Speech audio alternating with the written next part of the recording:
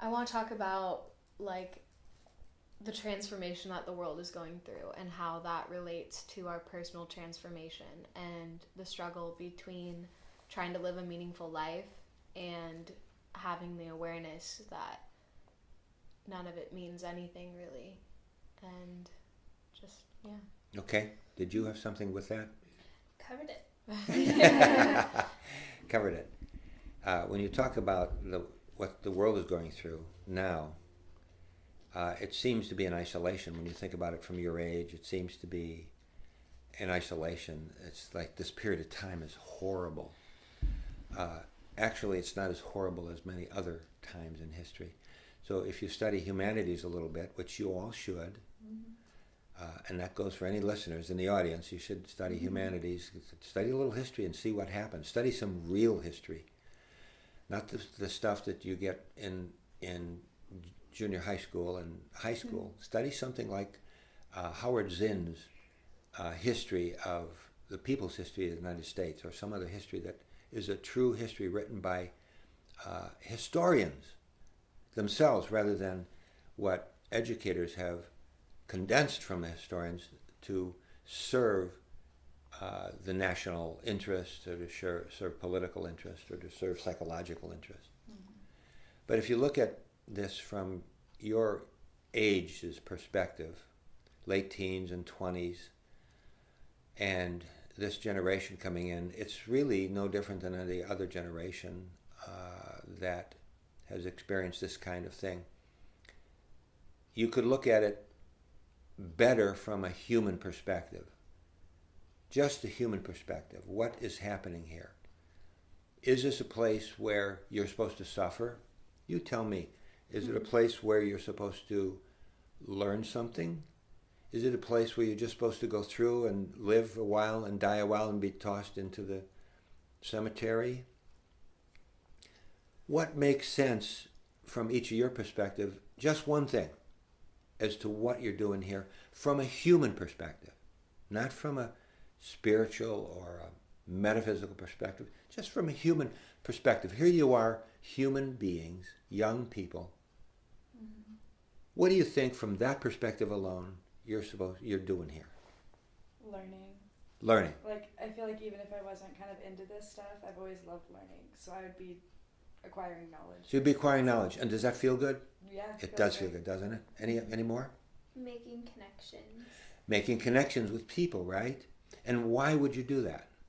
To learn, I guess. Okay, part of it is to learn. Feel connected, I guess. And to feel like you're, there's another one, connected, feel connected, right? Unity, a little bit, like we have some things in common. When you go out, I remembered my first time as an undergrad in college,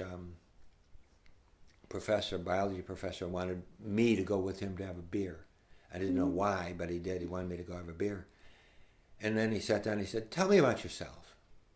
And I felt really good about that. Like, oh, you want to know about me?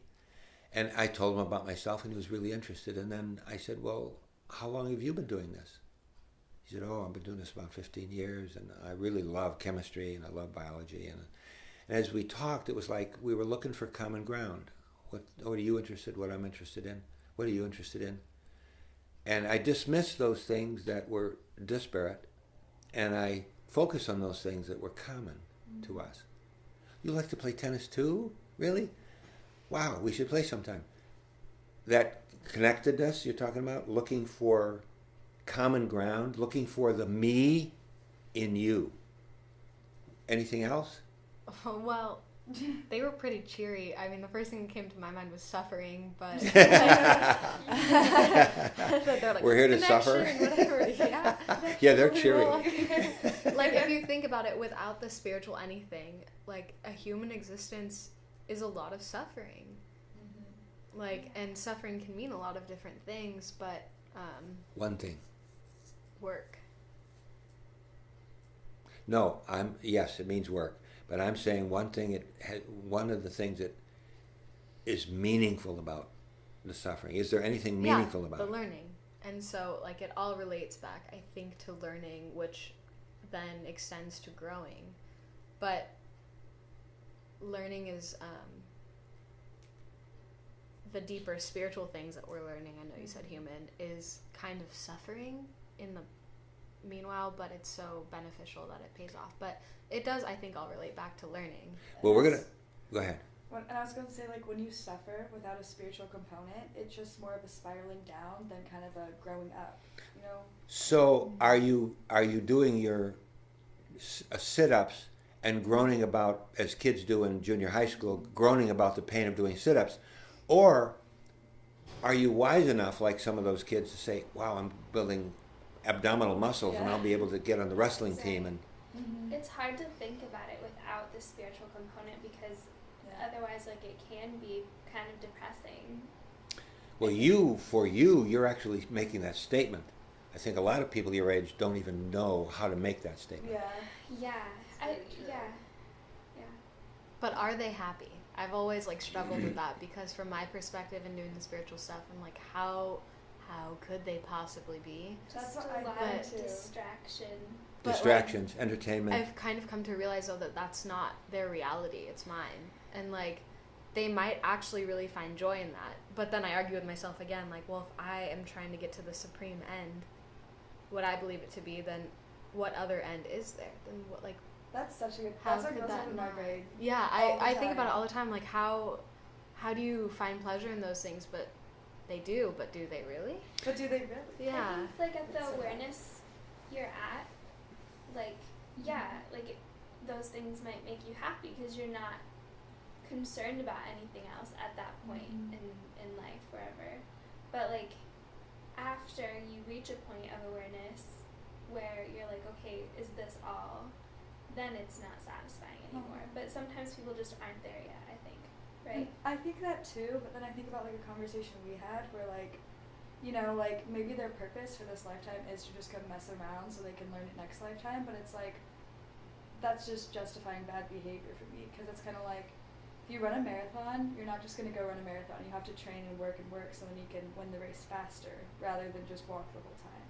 You know, so it's like, maybe it is their purpose to just come mess around this lifetime, but that just seems meaningless to me. So I'm like, that can't be it. And then I go back to what Haley's talking about. Well, it's just this cycle. it can't be it alone. Yeah. It is an it that's an option. It is an That's option true. for me to entertain myself a whole of a lifetime, to live a dissolute life the whole of a lifetime. It's an option the universe doesn't cry at me or say, but there seems to be a law imposed that I have to suffer if I entertain myself a whole lifetime, and I pay a heavy price for it. Like, when you're a kid, like, playing on the playground with friends is enough, right? So, like, is that kind of how, like, that awareness works? Like, that's their awareness. This is all there is, and I'm happy, and it's pure, and it's, like, enough. So now look what you're saying. We're not done with this topic, but we're already jumping into a higher level of consciousness because the little boy wakes up, he's on the merry-go-round, and that's all he's got, and he's happy there. And all of a sudden he looks up and he sees some older boys playing basketball, and he's drawn to that as well at another level of activity or interaction, right? Yeah, so if you think about it that way, it's like, it's just a process of waking up, and, like, we can see people who aren't there and think, how can you be content with this? But that's what they're able to see at that point. Well, you are seduced by this because how many, have you had even one insight today yet here? Yeah. Yeah, you have. And so insights are seductive. Most people don't have insights at all, right? Yeah, like what is it in them that makes them not want to learn, that makes them not want to grow? And I guess like it's just a process. Like I've already gone through that somewhere, and so I'm doing it now. That's true. That's very true. I've never thought of it that way. It's always just like, why are you at that place rather than I've been at this place before, you know? That's a good way to look at it. And it's like hard also, another concept in this is like the whole unity consciousness thing, and like the self-centered but in the good way idea of I've created all of this with my own thought, and so all of these people that I come into contact with exist solely to benefit my journey. And so, like, they're behaving that way because I need to learn a lesson with that. And, like, I take issue with them because it's something that I should be looking at what I'm doing, what I don't like. And so, and I always think about that in, like, divine timing and how it all happens really just because of me. You know what I mean? It all happens because of you. You're running the whole show. You begin to realize that a little bit more. Take someone who says, they got a boat. When I run in the morning, I see people, they got their boat, they got their trailer. And on the weekend, they go out on the boat. And they have such a, you want to go out on the boat with me? No, thank you, that's fine. And they have a good time on the boat. And they drink a lot of beer, they do a lot of drugs, or they do whatever. They just swim in the water. They do all kinds, they have a really good time. And they're content with that. And they come back Monday morning and they say, oh, I got to go to work. But okay, I got to go to work. And they go to work and they drag themselves to work for the weekend again. And there are a lot of these kinds of scenarios going on, right?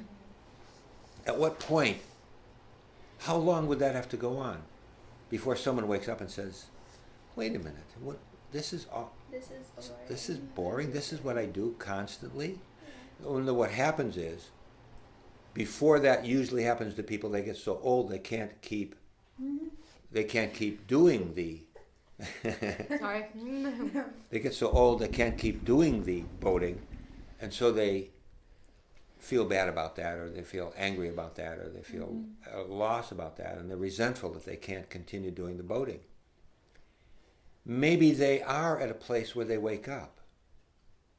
But you guys have come in, certainly all you three, you've come in here, and you're saying early on, something's wrong. If this is all there is, something's wrong with this. I'm not going through this again. Something's wrong here. Something's wrong. And so you look more deeply like a chemist or a scientist who says, let's look more deeply into this and let's try to understand it. This thing falls because this is down and that's up. That's my first understanding. That's down and that's up, and it falls down because that's down. But that doesn't make any sense either after I think about it. So I have to come up with a new theory. And it's the same here. You guys have come up with the newest theory, the best theory, and that is, this doesn't make sense. So then if you're there and you're strong enough with it and you don't violate yourself too much, you may run into somebody who becomes teacher. And that's what happens. Here and there, people run into somebody who becomes teacher, a professor, somebody maybe at a very basic level teacher, like a history teacher who gives you something. Do you have any other examples? Really? Or a teacher who inspires you, someone like a science teacher or a math teacher or a psychology teacher who inspires you. So you guys have entered at a whole different level, and that's why you come in at this point ready for higher understanding. What that means is raising consciousness. So, you remember your original question here? Yes, like why now? Why at this point in the world was I born in to do this? And Ooh. Sorry, can I go? Yeah. I think I have an idea. It's like stuff's going on right now in the world that we could only learn right now, I guess, being alive at this certain time and place. So that could be an answer. Just came to me. That's a viable answer, and it's one of the things going on. But remember, as we come up with ideas, they're all going on. You're creating it with your thought. Right now, we're creating it with our thoughts. I just had another interesting thought. Like, we're coming in kind of as the world is ending, I believe at least, like the world as in life on planet Earth. And we're finishing kind of simultaneously along with the planet. Finishing. So what could that mean? Like, what happens to the people that aren't done? But I wonder. Again, people that aren't done in terms of education can do what? Go somewhere else. They can go somewhere else and get more education.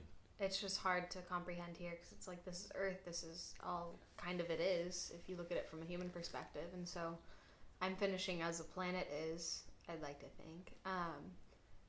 and then I get to go to a different dimension or a different Correct. existence, but Along with so do they. other colleagues who might be at your level, other juniors in college or second-year graduate students or whatever. They go on together in a lockstep. They don't all necessarily relate well to each other, but they go on in lockstep.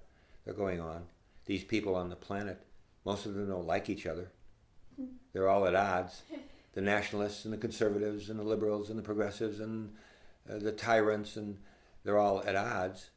Here and there, someone is waking up.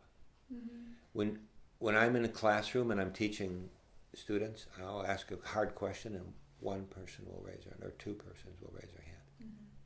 I'm used to going, go ahead.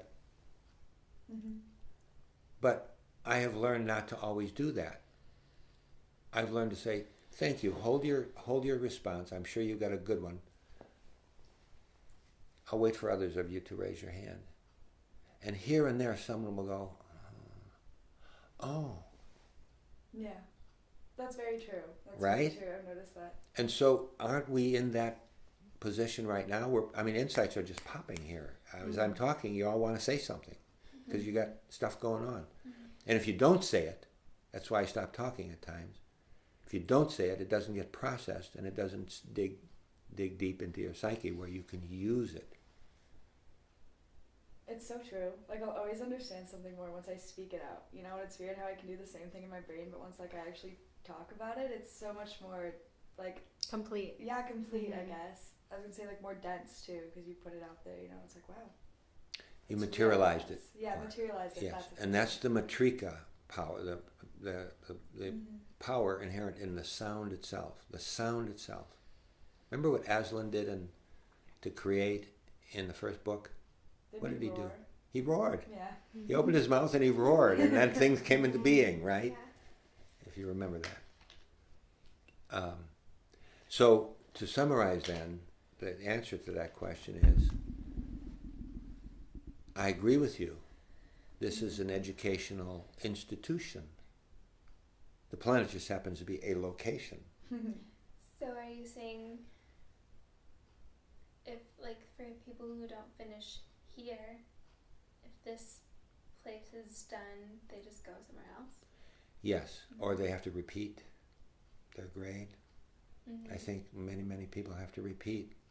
That's my discovery. I learned of it before.